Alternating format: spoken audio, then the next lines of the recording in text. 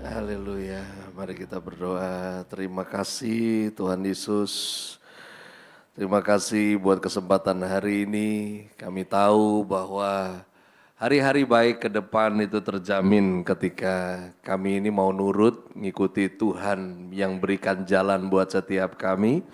Karena sekedar semangat nggak cukup tanpa pengenalan akan Tuhan. Dan pada kesempatan ini Roh Kudus tuntun kami di dalam pemahaman dan pengertian sehingga apa yang kami dengar nggak ada yang sia-sia terlewat begitu saja. Semuanya menjadi pengertian buat kami. Karena pengertian itu yang mendatangkan damai sejahtera buat kami semua.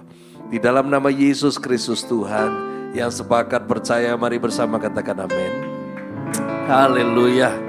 Silakan duduk Bapak Ibu, jemaat yang dikasihi Tuhan. Shalom. Saya percaya setiap kita pernah dengar beberapa pernyataan Yesus yang kadang di luar nalar. Dan salah satunya adalah ketika Yesus berkata, biarlah orang mati menguburkan orang mati. Pernah dengar itu? Narasi tersebut dicatat di Matius dan juga dicatat di Lukas. Sebelumnya dari Matius pasalnya yang ke-8 ayat 18 sampai 22, tampilan multimedianya bisa dibantu. Karena dari PowerPoint saya ayatnya ada di situ. Ya. Matius 8 ayat 18 sampai 22. Ketika Yesus melihat orang banyak mengelilinginya, ia menyuruh bertolak ke seberang, lalu datanglah seorang ahli Taurat dan berkata kepadanya, Guru, aku akan mengikut engkau kemana saja engkau pergi. Yesus berkata kepadanya, serigala mempunyai liang dan burung mempunyai sarang, tetapi anak manusia tidak mempunyai tempat untuk meletakkan kepalanya. Seorang lain, yaitu salah seorang murid berkata kepadanya, Tuhan, izinkanlah aku pergi dahulu menguburkan ayahku. Tetapi Yesus berkata kepadanya, ikutlah aku dan biarlah orang-orang mati menguburkan orang-orang mati mereka. Dilengkapi oleh Lukas, kejadian tersebut ini sangat melengkapi karena yang pertama adalah ada seorang yang berkata kepada Yesus, kalau yang kedua adalah Yesus yang ajak orang itu. Jadi kalau di Matius nggak terlalu jelas, tapi kalau di Lukas kita akan lihat jelas. Ketika Yesus dan murid-muridnya melanjutkan perjalanan mereka, berkatalah seorang di tengah jalan kepada Yesus, Aku akan mengikut engkau kemana saja engkau pergi. Yesus berkata kepadanya, serigala mempunyai liang dan burung mempunyai sarang, tetapi anak manusia tidak mempunyai tempat untuk meletakkan kepalanya. Lalu ia berkata seorang kepada seorang lain. Ya, beda kan catatannya di Matius, ini Lukas melengkapi. Ya. Di sana dikatakan, ikutlah aku. Tetapi orang itu berkata, izinkanlah aku pergi dahulu menguburkan Bapakku. Tetapi Yesus berkata kepadanya, biarlah orang mati menguburkan orang mati. Tetapi engkau pergilah dan beritakanlah kerajaan Allah di mana-mana. Dan seorang lain lagi berkata, aku akan mengikut engkau Tuhan. Tetapi izinkanlah aku pamitan dahulu dengan keluargaku. Tetapi Yesus berkata, setiap orang yang siap untuk membajak tetapi menoleh ke belakang tidak layak untuk kerajaan Allah. Ada catatan 2 orang di Matius, ada catatan 3 orang di Lukas. Tapi framingnya adalah tentang beritakan kerajaan Allah. Jadi Ini kalau narasinya kita bingkai, maka bingkainya adalah tentang kebenaran, damai sejahtera, sukacita oleh Roh Kudus, dan kuasa. Menarik adalah dari orang pertama yang menyatakan diri akan mengikuti Yesus kemanapun Yesus pergi, lalu kemudian Yesus berkata, bukan menjawab, tapi berkata kepada orang itu bahwa serigala memiliki liang, burung memiliki sarang, tetapi anak manusia tidak memiliki tempat untuk menaruh kepalanya.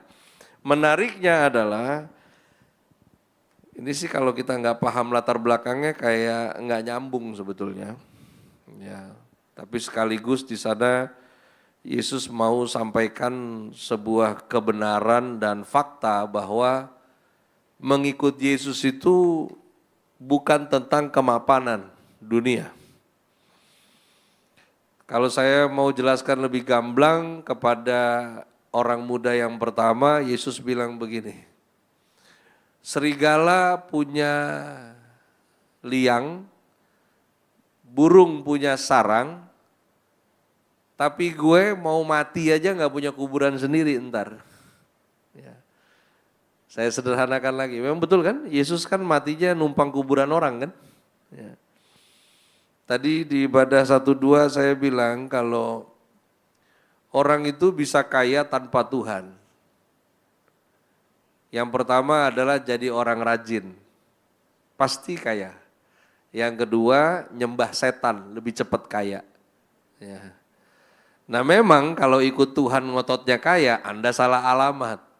Karena yang Yesus sodorkan adalah keselamatan jiwa. Nah ini yang kemudian Yesus sampaikan bahwa lu ikut gue mau ngapain. Ya. Nah berbeda dengan orang kedua yang diajak oleh Yesus, lalu kemudian orang ini bilang, izinkan aku kuburkan ayahku dulu. Nah dari narasi inilah kemudian muncul istilah orang mati menguburkan orang mati. Sedikit latar belakang mengenai kedukaan versi Yahudi pada zaman Yesus. Kalau kita pada zaman sekarang sudah banyak yayasan yang melayani kedukaan. Ada berbagai nama dan berbagai urusan di dalamnya. Dari menyediakan peti mati, Anda pilih mau yang coklat polos, mau yang putih lalu kemudian ada lukisan perjamuan kudus di sana, atau Anda mau printing foto Anda sendiri terserah, ya. Atau mau minta yang warna pink mungkin peti matinya, whatever. Tapi kalau zaman sekarang itu ada beberapa yang mereka kerjakan. Satu penyediaan peti, yang kedua udah jelas ambulansnya, yang ketiga adalah membantu pengurusan surat-surat pekuburan, lalu kemudian membantu urusan untuk rumah duka. Bahkan sekarang ini ada yang digital florist. Ya, ini sebetulnya akan mematikan tukang papan bunga ini. Ya. Di mana digital florist sekarang di rumah duka itu di TV muncul Anda punya ucapan, kalau ucapan lu lama lu bayarnya mahal. Kalau ucapan lu hilangnya cepat berarti lu bayar yang paling murah. Udah itu doang bedanya. Kalau desainnya mah sama baik, begitu aja ya. Nah, itu zaman sekarang. Kalau pada zaman Yesus, orang Yahudi itu ada layanan kedukaan dua dilayani. Yang pertama adalah layanan peratap. Tahu nggak peratap?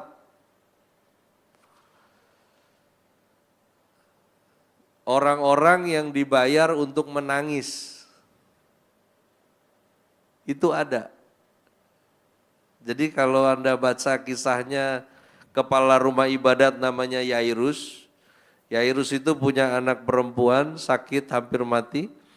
Lalu Yairus ini mendatangi Yesus, sudah gak peduli lagi dengan harga dirinya. Orang-orang mau bilang apa, pokoknya yang penting anak perempuan gua sembuh. Dia datangi Yesus, tersungkur di hadapannya memohon untuk Yesus datang ke rumah dan menyembuhkan anaknya. Singkat cerita, Yesus berkenan lalu kemudian mereka OTW ke rumah. Ketika OTW ke rumah, ada seorang perempuan yang mencegat Yesus karena perempuan ini berkata dalam dirinya bahwa asal jubah-jubahnya ku pegang pasti sembuh. Dan benar, ketika Yesus lewat, ini perempuan ada di bawah, dia pegang jubah-jubahnya Yesus dan dia sembuh. Karena mujizat tersebut, terhambatlah perjalanan menuju ke rumahnya Yairus. Akhirnya jadi ngobrol kan. Yesus jadi ngomong ke ini perempuan, ya kan, terjadi interaksi, ETA berubah. Estimation time arrive-nya berubah. Ketika menjelang mendekati rumah, seisi rumah Yairus berhamburan keluar dan berkata kepada Yairus di hadapan Yesus. Mereka bilang, gak usah susahkan guru lagi karena anakmu sudah mati. Yesus tidak hiraukan itu, Yesus tetap berjalan masuk ke dalam rumah Yairus. Alkitab mencatat di dalam rumah itu tangisan luar biasa, ratapan luar biasa terdengar. Di tengah-tengah orang banyak itu Yesus berkata, Yairus anakmu tidak mati. Dan orang-orang yang tadinya menangis dan meratap berubah tertawa. Nah rupanya waktu di rumah Yairus itu rata-rata adalah orang yang meratap bayaran. Jadi ada, karena di dalam budaya Yahudi, kalau nggak salah di Tionghoa ada begitu deh. Orang dibayar untuk meratap karena semakin banyak yang menangis semakin terhormat keluarga tersebut. Ya, jadi dibayar buat nangis. Ya. Saya nggak tahu sih sekarang masih ada nggak. Kalau ada, Anda mau coba jadi tenaga kerja Indonesia di Israel mungkin untuk nangisin orang mati ya kan. Ya. Nah, ketika anak muda ini bilang izinkan aku kuburkan ayahku dulu. Nah ini kita perlu paham. Ada penguburan pertama, ada penguburan kedua.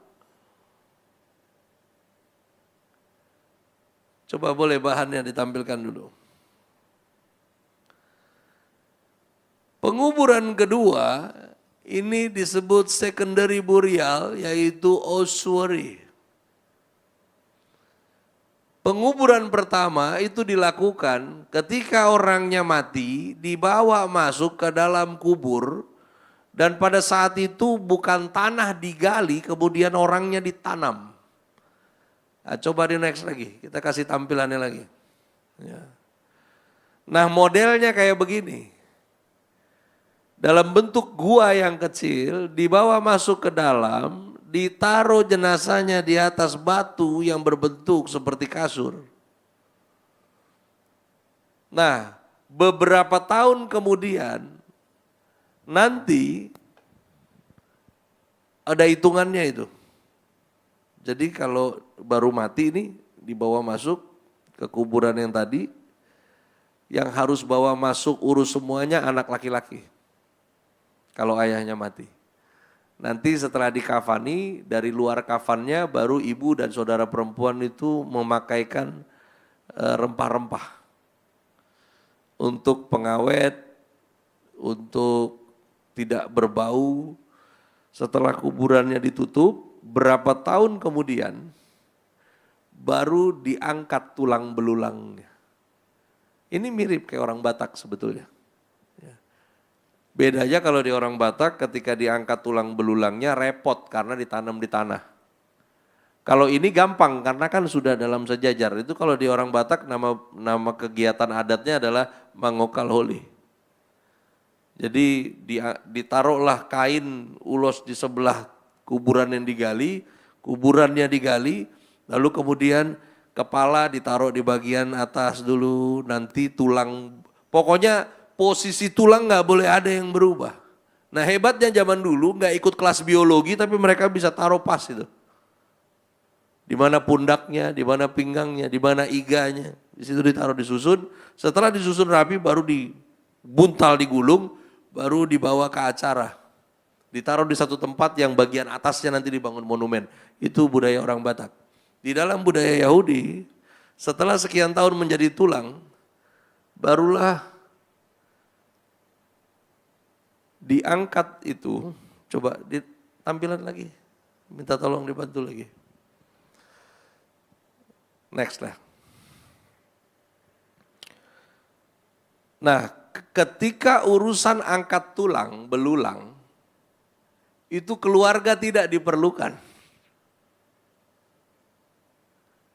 Jadi kalau saya bilang tadi, di zaman itu orang Yahudi punya pelayanan kedukaan mencakup 2 layanan. Layanan yang pertama adalah menyewakan para peratap yang menangis meratapi. Yang kedua layanan kedukaannya adalah mengurus secondary burial. Jadi mati dikubur langsung itu urusan keluarga, anak pertama, anak laki-laki itu urusannya.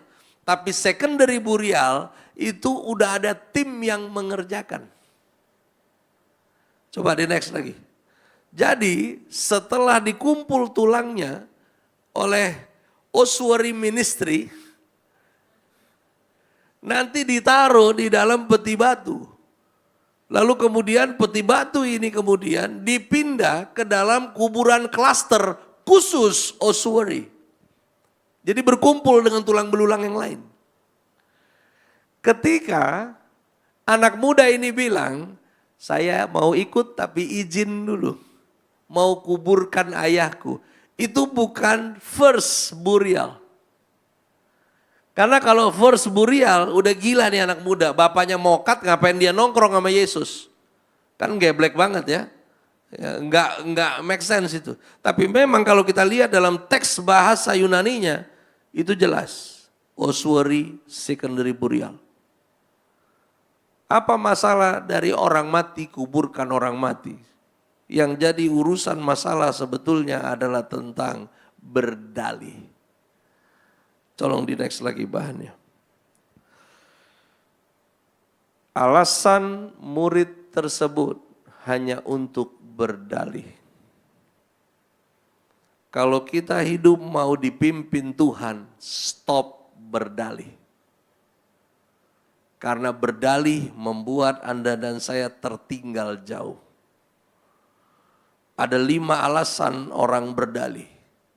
Yang pertama karena dia merasa dirinya tidak layak. Yang kedua karena merasa dirinya tidak tahu. Yang ketiga karena merasa dirinya tidak dipercaya orang lain. Yang keempat karena merasa dirinya tidak pandai. Yang kelima karena merasa diri bukan orang yang tepat. Mas Steven, di penggembalaan ini berapa PDP, berapa PDM, berapa PDT?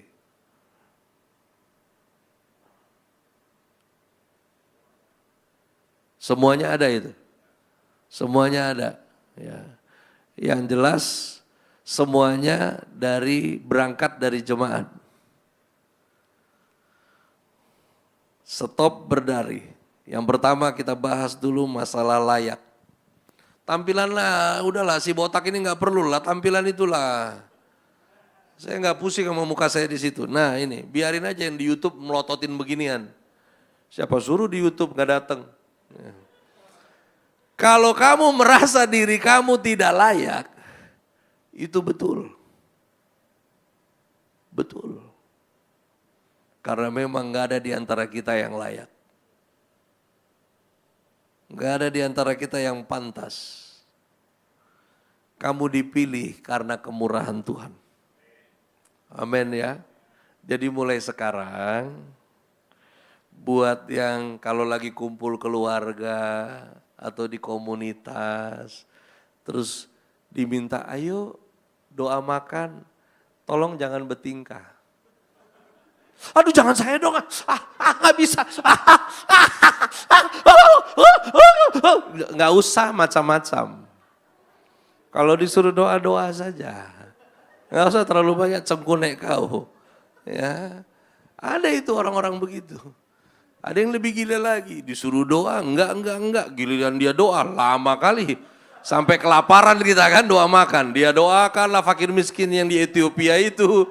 Semualah syafaat dunia ini dia doakan. Ada yang begitu. Ya. Sudahlah, kalau ngomong layak, nggak ada di antara kita yang layak. Kalau mau ikutin Tuhan punya standar, nggak ada di antara kita yang nyampe. Amin ya. Karena standar Tuhan itu kemahalan. Makanya ketika Anda dan saya dilayakkan, namanya kemurahan. Karena kalau harus Anda bayar, kemahalan. Nggak ada yang bisa. Dari apa yang kamu pikir kamu udah skillful, masih banyak orang yang lebih skillful di situ. Masih banyak. Ya. Mungkin ada yang di sini main drum aja, dia punya metronom itu udah feeling. Sampai dia tidur aja nafasnya ikut metronom. Ya. Ya. Ada yang blind metronom, dia bisa main. Ada. Saya ini WL nih tahun 90-an, zaman-zamannya, jangan disebutin deh teman-teman yang dulu. Tapi teman-teman WL yang dulu, yang sampai tuanya tetap jadi WL sampai hari ini, itu mereka paling tahu gue kagak bisa mulai duluan. Jadi kalau udah pemusik ketemu gue WL, udah mereka udah capek. Karena lu gak masuk kunci, gue gak bisa naik. Paham gak? Ini kita latihan nih.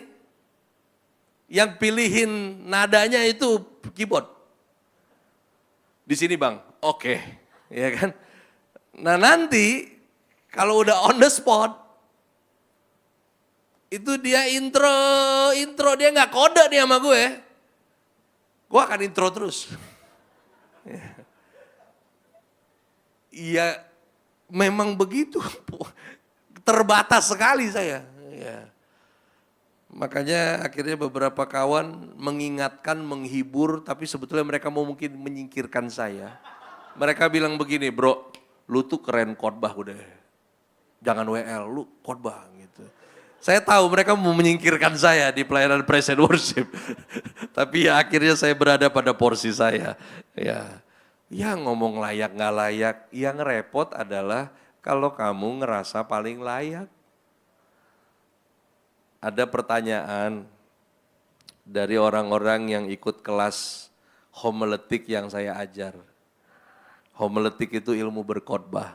Mereka tanya begini, Pastor, kira-kira nih di jam terbang khotbah yang kesekian ratus berapa, kita mau khotbah tuh nggak deg-degan lagi.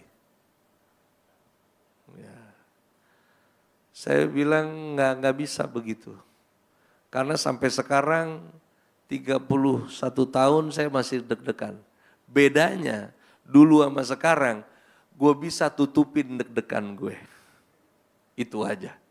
Kenapa deg-degan? Karena perasaan tidak layak itu ada. Ada. Karena malah yang lu melayani kepedean, repot. Serius. Kagak disuruh solo, dia solo sendiri gitarnya, ya kan. Ini kenapa nih manifestasi, ya kan. Ya, lu kenapa begitu, belibet sendiri lo, ya kan. Ya ampun. Ya. Kepedean malah susah. Stop berdalih. Sekarang kalau untuk urusan tidak tahu. Dengar ya. Di antara kita tidak ada yang banyak tahu. Di antara kita nggak ada yang maha tahu. Saya ini tahun ini kalau selesai berarti yang ke-21 kali saya baca Kejadian sampai Wahyu kalau tahun ini selesai. Ada percakapan di antara saya dengan teman. Dia bilang begini, bro lu baca segitu ulang-ulang Kejadian sampai Wahyu, gue juga baca, keren ya firman itu ya. Selalu gitu, kalau gue udah selesai baca tuh selalu ketemu hal yang baru. Memang firman Allah tuh hidup, dia bilang begitu. Saya bilang betul firman Allah itu hidup, tapi gak gitu konsepnya. Sebetulnya bukan selalu ada yang baru. Tapi ketika kita baca pertama kali, kita baca kedua kali, memang tampungan otaknya cuma segitu. Makanya ketika buka lagi yang kesekian kali, kita ketemu angle yang baru. Padahal di situ nggak baru. Jadi, Kalau masalah tahu, saya jamin lah ini jemaat yang dengerin orang mati, kuburkan orang mati, kita eksposisi masalah secondary burial pasti Anda baru dengar. Benar gak? Pasti baru dengar. Apakah itu bikin saya jadi banyak tahu? Enggak, masalahnya gua duluan tahu. Karena duluan tahu, gua kasih tahu. Apakah saya jadi banyak tahu? Tahu. Enggak gitu juga. Lah saya mah taunya segitu-segitu aja. Makanya kadang ada orang bilang gini, Pastor George, memang you punya karunia kalau khotbah tuh mengajar. Ada beberapa gereja tuh gembalanya suka bilang, pengajar ini. Saya bilang gini, orang khotbah itu kan pasti harus ada yang diajarkan. Loh kalau nggak ngajarin apa-apa gue dongeng dong. Loh bener dong, buka ayat 1 terus cerita kemana-mana. Cuman mau ngomong ketika dia berdoa Tuhan berbicara sesuatu tapi panjang nih story-nya nih. Pendeta Traveloka, begini modelnya biasanya. Jadi saudara waktu itu ketika saya transit di LA, ketika saya di ruang tunggu lalu kemudian saya ganti pesawat, nah di dalam pesawat dia jelasin kursinya, dia jelasin pramugarinya, dia jelasin nggak penting gitu loh. Itu namanya ngabisin durasi. Apalagi pendeta khotbahnya 2 poin, nyanyinya 5. Lu ngabisin durasi. Dikit-dikit ya kan. Udah ketahuan deh, kurang persiapan dia. Beneran. Ya. Saya tahu adalah tanggung jawab saya ketika sampaikan kebenaran, maka saya harus mempersiapkan dengan baik. Itu tanggung jawab. Sama kok. Yang main musik di sini sama. Kalau Anda nggak bertanggung jawab, Anda nggak akan ngulik. Ada WL begitu, kita udah sampai apal, habis ini dia suruh nih, apa kabar nih, apal nih kita. Nggak lama nih, high five, habis itu tendang kanan, depan belakang ya kan, kita udah tahu nih, habis itu kita disuruh jungkang ya kan, ya udah tahap, ada apal udah, ya. Bahkan dia punya begini aja kita hafal nih, lagu ini pasti ini nih dia nih, bener kan itu lagi kan, karena di direktorinya begitu, Spotify-nya kering ya kan, begitu aja itu dia punya list lagu, buset. Ya. Kalau Anda rasa tanggung jawab, ngulik dong, ngulik pasti. Karena ngulik itu awalnya, apalagi kalau Anda cover. Kan kita rata-rata di Indonesia cover kan di sini. Lu dengerin versi productionnya, mainin sesuai asli, baru bisa dikulik. Kalau sesuai aslinya aja lu gak bisa mainin, gimana mau ngulik? Dan itu semuanya berangkat dari tanggung jawab dan mencari tahu. Gak bisa kalau apa-apa gak tahu. Pengetahuan kita itu gak pernah selesai. Bahkan untuk urusan mengenal Tuhan saja, ada ayat yang tertulis, ajar kami Tuhan menghitung hari-hari agar kami beroleh hati bijaksana. Artinya kamu emang gak bisa kenal Tuhan itu hanya dalam satu momentum. Memang mesti terus menerus kau mencari tahu. Karena gak ada di sini yang maha tahu. Stop berdalih. Yang ketiga, kalau kamu merasa diri kamu tidak dipercaya orang lain, itu bukan urusanmu. Ya. Kelihatan kok orang-orang yang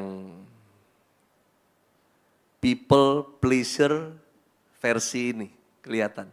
Ya. Kelihatan. Lu bisa pakai baju keren di badan lu, tapi kalau pakaianmu untuk pleasure orang, itu juga kelihatan. Saya pernah lihat begitu tuh. Singer lupa lagu, sibuk baju.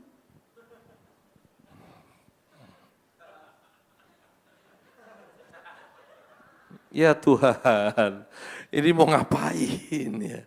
Dia sibuk untuk orang lain itu validasi dia gitu loh. Gak penting kok kamu gak dipercaya orang lain. Kalau dia gak percaya kamu, urusan dia bukan urusan kamu. Gak penting. Perjalanan kita bersama dengan Tuhan yang paling penting adalah kamu akhirnya jadi orang yang bisa dipercaya Tuhan. Itu yang penting. Masalah orang lain gak mau interest, gak mau ini, bodoh amat, repot bener kamu. Semuanya ada resiko, dunia ini kan lihat apa yang kelihatan itu biasa. Biasa. Saya kalau di komunitas-komunitas yang saya udah tahu nih, apalagi komunitasnya komunitas rumahan gitu. Ya, saya sering diundang, Pastor mau nggak di perumahan kami gitu. Saya ingat ini pelayanan ini udah berjalan sampai hari ini kurang lebih 17 tahun. Kalau Anda tahu Mayapada Hospital itu, yang di daerah Lebak Bulus Fatmawati itu ya.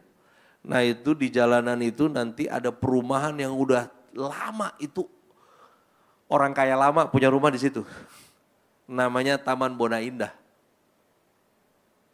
Itu benar-benar old money punya itu. Sekian belas tahun lampau saya diundang pertama khotbah. Saya udah feeling dong, rumah cuy pasti panas. Bener kan? Rumah. 2, pasti lepas sepatu. Harus disesuaikan dong, ya kan? Ya, yang anak muda, cowok-cowok, lu nggak bisa dong pakai celana pensil terus lepas sepatu, nggak enak lihatnya. Kayak jamet lu, ya kan? Beneran, nggak enak gitu ngelihatnya kan. Lu, karena kan itu stylenya dari atas sampai bawah gitu kan. Jadi karena saya paham itu, udah, gue turun mobil tuh pakai sendal jepit, celana jeans saya yang cutnya original cut, ya kan. Jadi kalau lepas alas kaki masih keren gitu loh. Terus pakai kemeja hem, karena panas dong nanti kan. Bener lo diliatin lo. Ternyata yang ibadah di sana tuh bukan hanya old money, tapi old people. Ya. Jadi mereka pas lihat, ini pendetanya, ya kan. Pakai tangan segini, tatoan, botak, mereka ini salah ini ya. Tapi ya nggak apa-apa lah. Saya juga nggak pusing mereka mau percaya gue apa kagak. Tapi yang jelas selesai doa berkat mereka percaya akhirnya kalau saya pendeta. Ya, akhirnya jadi langganan sampai hari ini. Ya, bahkan banyak di antara mereka yang sudah nggak ada. Ya, mereka sangat inilah apa ya solid di persekutuan doa perumahan itu sampai hari ini. Makanya kalau mau bicara dipercaya orang, anak muda denger ya. Kalau satu hari nanti yang laki-laki kamu deketin anak perempuan orang, lalu kemudian kamu mau sibuk bikin orang tuanya interest, stop lakukan itu. Nggak penting. Karena kalau kamu sibuk jadi orang yang bisa dipercaya Tuhan, Tuhan pegang tuh hatinya lu punya calon mertua. Bener, nggak usah kebanyakan gaya deh, basi.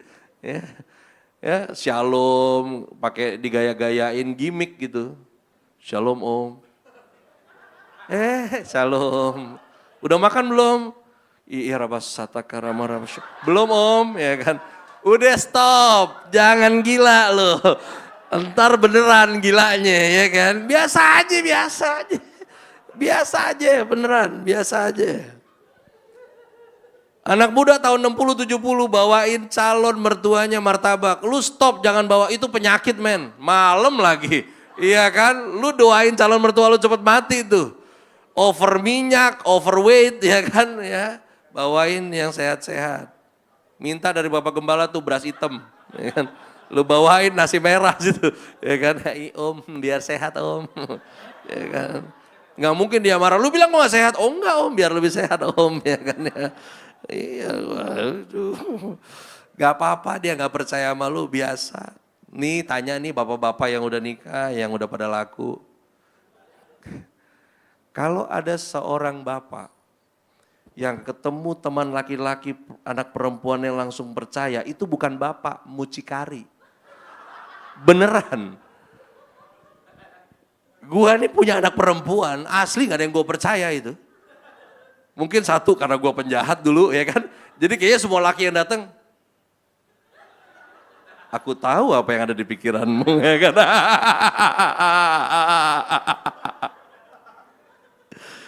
Aduh. Tapi ya udahlah ya. Lebih baik kamu fokus jadi orang yang bisa dipercaya Tuhan. Nanti urusan penilaian manusia pasti ngikut dari belakang. Yang lagi kerja, udah nggak perlu dah. Jadi penjilat juga capek, ya kan? Nggak jadi penjilat aja di tempat kerja lu capek, apalagi lu kerja sambil ngejilat. Pegel, ya kan? Aduh, selamat pagi Pak, ya kan? Pagi Bu, ya. Kerja sambil ngejilat, pegel sariawan lu. Aduh, stop berdalih. Kalau kamu merasa dirimu tidak pandai, emang iya. Siapa sih di antara kita yang paling pandai? Nggak penting. Anda lihat orang paling pandai di dalam Alkitab, ujungnya nyembah batu. Namanya Salomo. Dia yang ajarin Anda dan saya tentang Amsal. Tapi akhirnya ujungnya nyembah berhala juga. Jadi bego jangan doyan. Belajar jangan berhenti. Tapi ngejar buat pandai nggak penting. Karena Tuhan nggak nyari orang pandai. Dia mau bikin Anda dan saya untuk jadi orang yang lebih daripada pemenang. Bukan sekedar pandai. Di Alkitab itu nggak kekurangan orang pandai. Tapi yang jadi tokoh itu kan rata-rata yang agak kurang-kurang ya. Gereja dimulai dari seorang idiotes yang namanya Petrus. Seorang yang arogan. Kalau secara psikologi nama tipenya itu apa itu? Kolerik. Tapi dia agak campuran kan? Toksik sebetulnya dia itu. Ya kan? Si Petrus itu toksik sebetulnya itu. Ada melonya, ada sok pahlawan. Tapi yang jelas emang kagak ada yang senekat dia. Jalan di atas air, cuman dia. Biar kelelep abis itu, tapi dia jalan di atas air. Yang ngebelain Yesus di Taman Getsemani, dia juga. Bapak mau nonton ntar ya, gue kasih spillnya Pak, gue spoiler. Gue sebel tadi malam gue nonton karena di film itu Petrus nyolong pedang orang di gudang. Karena yang gue tahu di Taman Getsemani dia cabut pedangnya prajurit. Tapi di situ ya namanya Hollywood kagak apa-apa deh. Nggak apa-apa juga. Untung kagak ada boy band di Taman Getsemani dia bikin ya kan. Nggak apa-apa deh udah ya kan. Cuman memang dia paling selon. Kalau di film itu tuh udah deh. Dari film zaman-zaman baheula Petrus memang udah paling selon. Udah. Tapi dipikir-pikir kalau mau bicara pandai. Murid Yesus yang pandai dan sistematis itu Lukas. Karena orang yang berpendidikan, dia mengerti sastra, dia juga tabib. Tapi yang spektakuler kan surat Petrus kan. Anda kalau baca di Alkitab Perjanjian Baru surat Petrus. Keren banget. Tuhan pakai dia punya kureng jadi dahsyat. Mau lihat contohnya. Di surat dia tulis begini. Lawan kita iblis, seperti singa yang mengaum-ngaum, mencari orang yang dapat ditelannya. Itu kan gila logikanya. Singa kalau mau makan, itu berburu. Kalau berburu, dia diem. Tapi dia bisa bilang, karena analoginya singa itu adalah iblis, maka dia bisa bilang, seperti singa mengaum-ngaum mencari orang yang dapat ditelannya. Dapat loh logika kurengnya loh. Saya pas baca, saya masuk. Ini sih sebenarnya geblek nih saya baca ya kan. Gimana sih ini Petrus nih, apa jangan-jangan Petrus gak pernah lihat singa gitu gue pikir kan. Tapi pasti paham lah gitu. Tapi rupanya memang benar. Iblis itu kan udah kalah, benar gak? Cuman gak mau ngaku kalah. Setiap hari dia keliling hanya untuk gertak Anda dan saya. Kan memang begitu. Untuk cari orang yang bisa ditelan. Rupanya ada orang-orang tulang lunak, ada. Bukan hanya melambai, bukan. Ya kan? Ini tulang lunak secara spirit. Ya kan? Tapi inilah, kalau kamu rasa kurang pandai, gak apa-apa. Gak ada yang paling pandai juga di sini. Itu bukan standar untuk Tuhan jadikan Anda dan saya orang yang lebih daripada pemenang. Justru beberapa yang kepandaian justru akhirnya bablas. Stop berdalih. Kalau kamu merasa kamu bukan orang yang tepat. Saya ada beberapa kali di dalam pelayanan hopeless karena merasa saya adalah wrong man in a wrong place. Include in a wrong time. Ya, apa benar dari apa yang saya udah bikin kok kayaknya nggak bertumbuh. Apa yang saya udah buat kok kayaknya sia-sia. Saya salah orang ketemu orang, atau saya salah ada di tempat yang salah, atau waktunya yang whatever. Ya. Apa saya bukan orang yang tepat. Ya. Apalagi di awal-awal ketika melayani itu, saya ngalamin yang namanya, wah ini kok jadinya susah. Secara ekonomi jadi struggling. Ya. Sementara dulu nggak ikut Tuhan, nggak bergumul urusan uang. Malah dulu bisa nyetak sendiri. Ya. Ini ketika lurus kok jadinya begini. Apa saya nggak tepat? Atau Tuhannya yang nggak tepat? Anak saya paling besar 36 tahun. Berarti kau tahu berapa tahun aku sudah menikah. Pak Gem ada 25 tahun, 30 tahun. Bro berapa? Sama, 31 malah. Nih ya. Ini tahun kalau gue kelar 21 kali gue baca Alkitab. Dan lebih mudah gue baca Alkitab daripada gue baca bini gue punya pikiran. Serius. Beneran. Ya. Gagak. Sampai begini gue. Untuknya. Ya. Memang tulang rusuk itu betul-betul deh. Itu apa ya?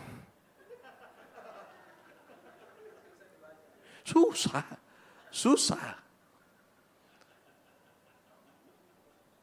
Makanya memang makhluk ini nih gak pernah diciptakan sama Tuhan. Loh Anda kalau baca di Alkitab kan yang Tuhan ciptakan itu laki-laki. Perempuan itu dibentuk. Jadi rupanya kalau suami istri, istrinya itu memang hasil mirroring. Ya kalau ada Apple CarPlay ya kan. Ini mirroringnya nih, mirrorcast ini. Ya. Nggak gampang. Dalam pernikahan tuh ya Tuhan. Bangun tidur dia lagi, ya kan begitu kan ya. Dia lagi, ya kan ya. Mau tidur dia lagi, ya kan. Dia lagi. Ya. Makin ke sini. Ya walaupun kami sebetulnya udah kehabisan bahan sih untuk bertengkar. Karena nggak mau apa lagi, ya kan. Bahkan kadang kami berdua ini suka ngobrol bertiga. Saya istri dengan Fennel. Fennel itu Labrador. Ya kan. Ya ngobrol ya bertiga. Ya. Akhirnya dalam perjalanan pernikahan ini, karena kehidupan orang percaya dengan Tuhan yang disembah, itu seperti mempelai. Akhirnya saya ngerti. Bukan tentang saya menemukan orang yang tepat, tapi tentang bagaimana saya menyelaraskan diri sehingga hubungan ini tepat. Nggak bisa dipaksa. Sekian puluh tahun dia menikah dengan laki-laki yang suka daging babi dan sampai hari ini dia nggak bisa makan babi. Dia nggak makan sampai hari ini. Bisa loh. Jemaat, pelayan, semua sudah menghasut dia. Tapi nggak tembus. Nggak tembus. Dia makan yang sangat membosankan sampai hari ini buat saya. Daging ayam, daging sapi, that's it. Ikan, hanya laut. Ikan tawar, no. Mungkin karena orang Indonesia Timur, mereka biasa ikan laut. Begitu aja, begitu. Ayam goreng dia suka dari dia bayi sampai sekarang. Ayam goreng. Kalau saya kan memang traveler makanan. Pokoknya cobain, ini orang bilang enak, ya coba, ya coba. Ya kan, saya ingat banget khotbah di Manado dari Senin pulang Sabtu. Itu berapa tuh, 6 hari ya? 6 hari 27 KKR.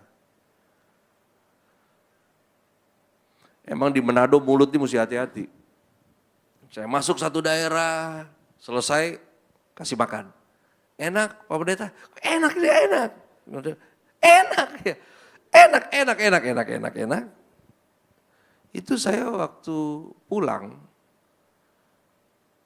di hari Kamis saya harus kirimkan pakai pos ke Jakarta oleh-oleh yang jemaat berikan. Itu saya agak sebel mereka kasih saya oleh-oleh, karena oleh-olehnya saja 2 juta. Banyak banget itu timbangannya. Ya. Karena mulut ini bilang apa? Enak. Ya. Ketika udah mau, ini kita udah check in, tinggal boarding, beberapa ibu-ibu lari dengan Tupperware-nya. Pak Pendeta, ini yang kemarin, yang ini tikus, yang ini yang monyet, ini yang ini, ya kan? Saya bilang, ibu, ini jangan ditutup, nanti basi. Kayaknya mending basi daripada saya ribut sama orang di pesawat, ibu.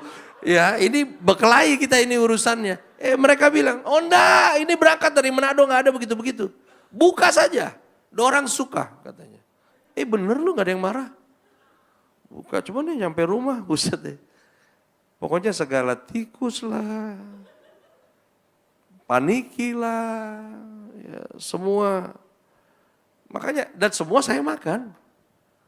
Istri saya, no, dia nggak akan makan itu. Ya. Tapi ya sudahlah, hal yang sama. Anda ikut Tuhan, bukan Tuhan yang harusnya jadi cocok sama kamu. Tapi kita yang harus cocokin diri ke Tuhan. Jangan kurang ajar. Nggak bisa kita seret Tuhan yang jadi cocok dengan kita. Karena harmoni dengan Tuhan itu terjadi kalau kita yang mau menyelaraskan diri dengan Tuhan. Kita mentok, kita effort, kita struggling karena kita paksa Tuhan berotasi di putaran kita. Nggak bisa. Nggak dapet. Ya. Nggak dapet. Hidupmu ikut Tuhan bukan sama seperti lagu Komang. Jangan macam-macam. Ya. Nggak bisa tuh, sastra senja itu buat anak Tuhan nggak kepake sudah. Bener deh, hari sudah jauh malam, udah bukan senja lagi ini. Anda anak Tuhan harus lebih dewasa menyikapi. Ayo nyocokin diri ke Tuhan, bukan Tuhan yang nyocokin diri ke kita. Kalau kau mau nyocokin diri ke Tuhan, saya jamin hidupmu tidak akan banyak pertanyaan. Kita kan kadang. Dan sementara pertanyaan itu menunjukkan kebodohan kita. Kenapa harus ini terjadi sekarang Tuhan?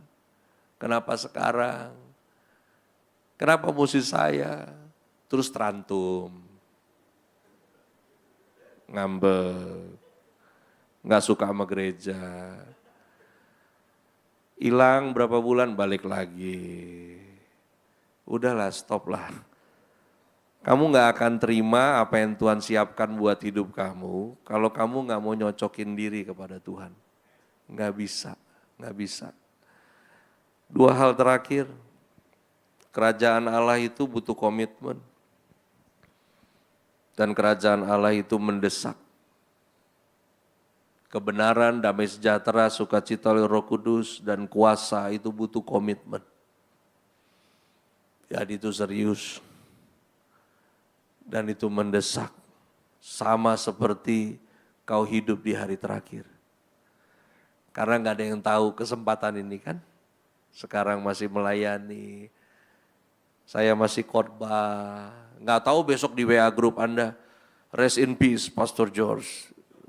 Nobody knows. Ya, nobody knows. Terus lu bahas deh. Yang botak kemarin. Iya, ya ampun. Padahal badannya kayak Samohung ya. Mirip-mirip Donly ya kan. Kayaknya sehat gitu ya. Ya ampun, cepet banget matinya. Masa gue janjian sama lu kapan ya kan. Khotbah di sini memang harus atur jadwal. Kalau gue mokat kan kagak diatur jadwalnya. Saya percaya apa yang sudah Anda jalani sebetulnya indah dengan Tuhan. Tapi kau harus selaraskan dirimu dengan dia. Dan Anda akan bisa lebih banyak tertawa dari sekarang. Mari kita berdoa. Terima kasih Tuhan Yesus. Keterbatasan mulut hambamu ini bicara. Berlanjutlah Roh Kudus di dalam hati dan pikiran kami yang memeteraikan kebenaran ini menjadi hidup di dalam kami. Terima kasih buat kesempatan ini. Terima kasih buat perjalanan kami bersama denganmu. Karena sesungguhnya tidak ada yang kami sesali dalam perjalanan ini. Kami mengaminkan bahwa Tuhan itu baik adanya. Dan kami mau stop berdalih dalam hidup ini. Bahkan ketika gereja mau memberi kami kesempatan untuk melayani, kami gak mau berdalih lagi. Sekarang kami tahu bahwa orang-orang yang kami kasih, para pemimpin yang memegang otoritas di dalam pengembalaan, di dalam komunitas, mereka tahu kepekaan yang dari Tuhan berikan kepada mereka untuk membuat kami menjadi terlatih. Dan kalau kami orangnya yang sudah berkesempatan, kami bersyukur untuk itu semua. Biarlah makin hari kami boleh mengolah diri kami untuk semakin bisa dipercaya oleh Tuhan. Di dalam nama Yesus Kristus Tuhan. Yang mau stop berdalih, mari bersama katakan amin. Beri tepuk tangan buat Tuhan Yesus.